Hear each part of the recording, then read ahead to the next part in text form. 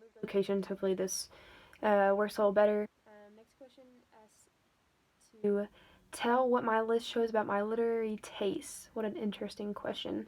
So I think that my list shows my preference for the hero story. I think I have heroes of all kinds within the works I chose to put on my list. You see like traditional heroes such as Sir Gawain and Beowulf, who are, you kind of hear them growing up in fairy tales and Disney movies. They're the real big, strong, chivalrous type of heroes.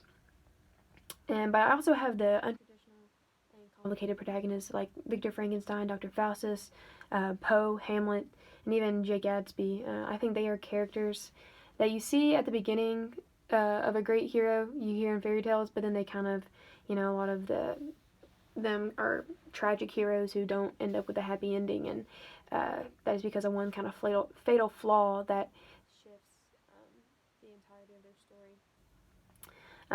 But even through that, you can't help but just kind of pity them a little bit and even cheer for them for the most part.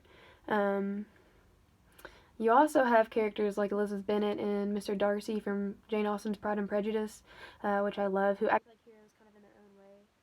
Elizabeth is a hero of women who broke gender barriers and stereotypes of the time of what a woman should be and how they should behave. As well, that kind of constitutes most women in Jane Austen's work, I think. And you even see Mr. Darcy taking a kind of different male role in that as well, where he kind of lets Elizabeth step up to the plate and be that hero.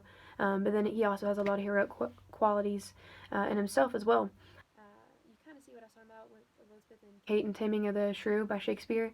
I grew up very much a tomboy who rejected formalities of how young girls were expected to look and to behave, and just like my mom wanted me to, and it drove her crazy. I think that's probably another reason, but so I've always really connected to, I think, independent women like them that you see in literature, like Kate and Elizabeth, and so many more.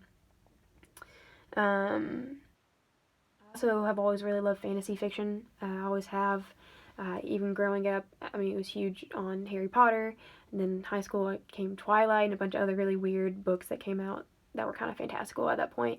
But yeah, I've always just been so obsessed with them. But even within my list, you see a lot of that. You see Frankenstein and Dr. Faustus and Dr. Jekyll, and just others of the like, where it's a lot of supernatural and just really draws me in and draws, I mean, most readers in. That's why they're so popular.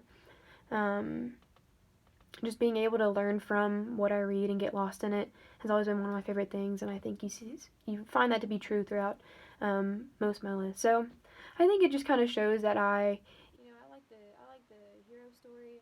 I think I like to be kind of like Elizabeth Bennet, where I like to be the hero, but also like um, the saving aspect as well, which sounds kind of silly, but that's how I feel, and I just love all the fantasy and things like that. So yeah.